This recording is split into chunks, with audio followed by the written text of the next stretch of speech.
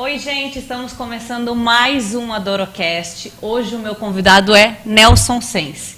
Eu tô até com medo de esquecer alguma das especializações dele, mas o Nelson é professor em meditação, hipnose e eneagrama. Falei certo? Falou certo. Seja bem-vindo, Nel.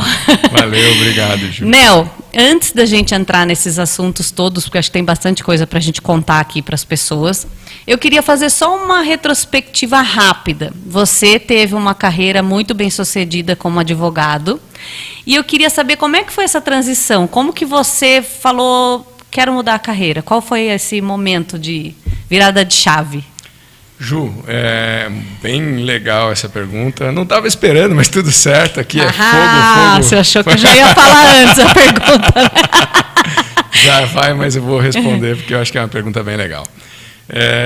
Eu tive, acho que 17, 18 anos que eu advoguei diretamente. Eu ainda tenho escritório de advocacia. Ele ainda é uma família de advogados, para quem não sabe? Família de advogados. A gente chegou a ter um escritório bem razoavelmente grande aqui em Sorocaba.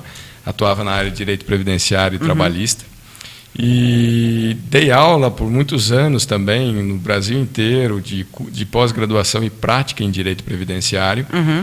E chegou um momento da minha vida, isso foi em julho de 2016. Tá. Julho de 2016. Eu já vinha vivendo há alguns anos como o desenvolvimento humano como um estilo de vida para mim. Então, desde 2010, eu vivo o desenvolvimento humano como um estilo de vida. Que até então era uma curiosidade pessoal sua. Não era nem curiosidade. Eu fiz um curso, que é o Leader Training, do Tadashi Kadomoto. E aí eu comecei esse curso, daí eu comecei a engatar um curso no outro, a fazer trabalhos de transformação, fazendo vários trabalhos.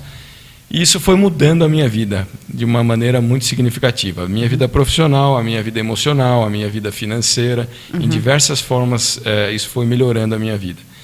E chegou num determinado momento da minha vida, eu tinha 36 anos, estava fazendo 36 anos, em julho de 2016, que eu percebi que eu estava tranquilo sob o ponto de vista profissional, financeiro, tinha os retornos que eu queria, era realizado, e de alguma maneira eu queria levar para as pessoas aquilo que eu tinha conseguido trazer para a minha vida. Entendi. E aí eu comecei esse processo de transição. O meu primeiro curso nesse processo de transição foi ainda como advogado, mas já fazendo uma transição. Eu fiz uma palestra para médicos e dentistas. O nome da palestra era Viva a Sua Melhor Aposentadoria, porque eu tinha muitos clientes médicos e dentistas na época, como advogado. E a ideia era falar de liberdade financeira e não falar propriamente da aposentadoria, que era a área que eu trabalhava. E foi muito legal essa palestra, foi bastante gente, foi bem interessante, mas era um processo de transição. Eu ainda não tinha as ferramentas que eu tenho para trabalhar. Entendi. Eu tinha muita experiência, eu tinha muita vivência, tinha bastante know-how sob o ponto de vista de gestão também. Então, naquele primeiro momento, eu comecei a trabalhar com isso. E aí isso você foi ficou mudando. Bastante tempo nos dois? Ou você... Porque Ficou? Não bastante, fiquei 3 anos. Foi mais do que eu imaginei. Achei que você tinha virado mais rapidinho, assim. Não, foram 3 anos. Porque aí aconteceu o seguinte, em 2016, a palestra foi em outubro de 2016, outubro, novembro. Aí em 2017 eu fiz as minhas primeiras formações em coaching, hipnose e tal. E aí eu comecei a fazer alguns treinamentos muito na linha de PNL, de transformação, de realização, de sucesso, que eu acho muito legal, mas que não era exatamente aquilo que eu queria, que não é exatamente a minha pegada, né?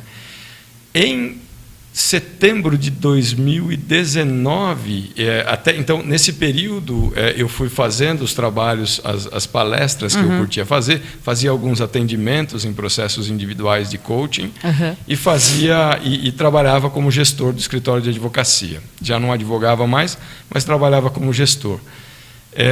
E aí eu decidi em setembro de 2019 aposentar da advocacia. Pouquinho antes da pandemia. Pouquinho antes da pandemia. Isso que eu queria saber, se a pandemia tinha sido alguma coisa assim que você falou, não, agora eu quero ficar só com isso, mas não foi antes. Não, durante a pandemia, eu vou contar porque aí você vai ver o link, né? Eu me aposentei em setembro de 2019. Certo. Continuo sócio do escritório, participo das decisões importantes que tem do escritório, mas não. Você virou um conselheiro, digamos assim, da parte de advocacia, o sócio. Se tem alguma questão importante a ser. Você está no meio. Eu faço parte da questão deliberativa, mas eu não trabalho mais efetivamente como advogado lá dentro. E desde setembro de 2019. Também não tenho mais retirada de prolabore, só distribuição de lucro. Então mudou o formato. Entendi. Para mim, né? E aí eu decidi tirar um tempo para dedicar para isso. E coincidiu que em novembro eu acabei me divorciando. E eu fiquei sozinho, eu falei, putz, estava sem trabalho, sozinho. Só fazer uma parênteses, um dos divórcios mais amigáveis que eu já vi na minha vida, porque os dois são super amigos e ainda participam de alguns cursos juntos. Né? Agora a Paty está morando fora, né? Sim, ela está morando nos Estados Unidos. Se ela vê esse programa, não sei se ela está assistindo ao vivo, se ela vê Paty é uma querida. Um beijo para ela. Beijão. Foi super um divórcio muito tranquilo, assim, né? Muito amigável. Durou a discussão, não foi nem uma discussão, a conversa ela durou mais ou menos 10 segundos. Foi tipo foi muito rápido. Um acordo legal. Teve muito trabalho para isso, a gente se trabalhou, fez terapia de casal, foi um caminhar. Que a gente, na verdade, decidiu caminhos diferentes, né? Ao longo da vida. Então, não foi uma coisa... foi simplesmente que cada um quis seguir para um lado e está tudo diferente. bem. E aí a gente viu que não dava mais para... Como queríamos coisas diferentes, não dava mais para seguir junto. E aí, chegou no começo de 2020, eu decidi tirar um ano sabático. Tá. Falei, eu vou viajar o ano inteiro, cheguei a comprar a viagem, paguei tudo. Dia 13 de abril... Só que não.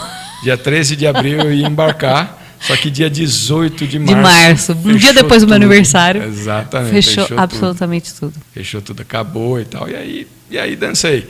Então, aí eu fiz um pedaço da viagem, eu ainda tenho alguns créditos para fazer essa viagem. Eu fracionei ela e fiz um pedaço dela no começo desse ano. Mas acabei tirando 2 anos sabáticos ficando em casa, né? Fiquei 6 meses em casa sem sair, na pandemia. E aí eu decidi começar a estudar mesmo e a cuidar de mim, olhar para mim de uma outra forma, dentro desse trabalho de profissional mesmo. Eu queria, de fato, que o meu trabalho não fosse mais um trabalho, fosse uma expressão da minha existência. E hoje ele é assim que funciona. Então hoje eu não me sinto mais trabalhando, hoje em dia eu existo. Que legal, o meu trabalho é uma expressão da minha existência. Em que momento que você falou, eu quero juntar todas essas ferramentas para ajudar outras pessoas? Por que não só para você? Por que você quis dividir? Teve algum também motivo especial ou foi simplesmente quero compartilhar e levar isso para frente? Tem sim, Ju. Eu acredito, é uma questão de crença, tá? Eu acredito que a gente vem ao mundo para trabalhar algumas coisas, para evoluir como pessoa, para se curar de algumas coisas. Então, olhar para algumas coisas dentro do meu sistema pessoal e passar de fase, vamos colocar assim, me tornar alguém um pouco melhor dentro desse sistema. Nessa vida ainda, né? Nesta vida, Então, eu vim trabalhar uma série de coisas dentro do meu processo interno. E na medida em que a gente vai evoluindo e conseguindo passar de fase, eu acredito que a gente ganha a oportunidade de contribuir para que outras pessoas vivam a mesma coisa. Não é no sentido de querer mudar a vida de ninguém, mas é no sentido de colocar à disposição. Mas acho que não valeria tanto a pena se você não compartilhasse tudo isso que você sabe, né? É muito pouco você pegar só para você. Só para você, é muito egoísta até, diria, né? Não é nenhuma questão, eu não enxergo como sendo egoísta, porque e é literal, tá? Não é retórica. Eu enxergo literalmente que nós somos um. Eu não vejo essa... energeticamente mesmo falando. Somos mesmo. Somos é uma verdade. A dor que você sente, ela reflete em mim. Então, é uma coisa de... todos nós vamos passar por isso dentro daquilo que eu acredito. Mais cedo ou mais tarde. Entendi. Então, se eu conheci alguns caminhos que podem ajudar outras pessoas a trilharem o mesmo caminho e terem alguns atalhos, por que não colocar isso à disposição das pessoas? E aí, o que é muito legal, é muito bonito. É sublime, eu diria. É uma delícia, porque você... Aí é a questão. Isso é tão importante para mim e é tão prazeroso para eu poder compartilhar isso com as pessoas que é sublime. É bom para todo mundo, entendeu? Sim. É só ganha-ganha. Então, é uma alegria viver assim. Ô Nel, e por que você acha, agora eu vou fazer uma pergunta assim, eu acho que é curiosidade geral, por que você acha que a maioria, não todas as pessoas, tem medo de se conhecer? Porque eu conheço muito, eu mesma. Eu fico um pouco, eu já fiz algumas coisas, quero fazer, mas às vezes eu me pego num tipo, mas e se eu me deparar com uma coisa muito estranha minha, muito cabeluda, que eu não queira ver, sabe assim? As pessoas têm esse bloqueio, não tem? Tem. E é natural que tenham, tá? Porque se conhecer é difícil. Né? É um processo doloroso, né? Dói, não é rápido, processo de evolução de consciência. Pensa na academia. Você não vai na academia hoje, você pode fazer academia 12 horas. Você não vai ficar malhada em 12 horas. Não. Então, é um processo de dia a dia, é um exercício diário. O processo de autoconhecimento, ele não basta você ir fazer um curso ou você fazer terapia. Isso não quer dizer nada. Depende, é uma entrega mesmo, é um exercício de você cuidar de você, se acolher, se aceitar, até um processo em que você começa de fato a se amar e se respeitar, entendeu? É um caminhar, não é rápido. E é doloroso porque a gente toca em partes de nós que são doídas. Porque o ser humano não é só feito de coisas boas, né? Essa é a verdade, né? A gente tem sentimentos bons, a gente procura ter, mas a gente tem muita coisa aqui dentro, né? Trauma, sentimentos dúbios, né? A gente tem muita coisa para cutucar, né? Tem muita minhoca. Eu diria, é minhoca, é literal. Eu não enxergo mais como sentimentos ruins, tá? Eu acho que Star Wars, você gosta de Star Wars, Ju? Eu não sou essa pessoa que assistiu, não posso mentir. É muito legal. Não foi uma trilogia, não sei se é trilogia, se é mais. Já é muito mais, né? Não sou fã. Mas o Star Wars ele traz uma analogia muito interessante com a ideia de luz e sombra, né? Não é lado negro, lado branco, não é isso, é luz e sombra. Então, perfeita essa analogia. Ou está iluminado ou está no escuro. É a mesma coisa, só que... Exatamente. Perfeito. Exatamente. Então, se você pegar a primeira trilogia do Star Wars, o Darth Vader, né, que é o grande vilão, ele é o mocinho do começo. Ele era um cara extremamente especial, mostra ele criança e tal, é muito legal sob o ponto de vista filosófico e sob o ponto de vista educacional mesmo, bem interessante Star Wars. Que é mais ou menos o que fizeram também com o Coringa, que eles tentaram mostrar no último filme, que ele, com o Joaquim Fênix, que ele também tinha um lado dele, ele foi uma criança, uma pessoa traumatizada, enfim, ele também teve por que se tornar aquilo, né? Sim. Tudo tem. No caso do Star Wars é um pouco diferente, porque o menino era um menino maravilhoso. Ele era um carinha incrível, aquele cara que nasceu para trazer ordem para o mundo. Que entendeu? Demais. Era um cara diferenciado. Fiquei até com vontade de assistir. É bem legal, Ju. E tem um livro chamado Efeito Sombra também, um dos autores é o Deepak Chopra, um livro bem legal.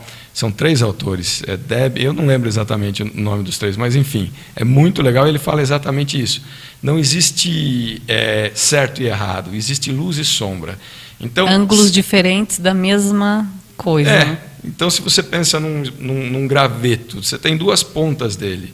Então, você não tem coragem se você não tiver medo, mas é difícil olhar para o medo, entende? Então, ele fica na sombra.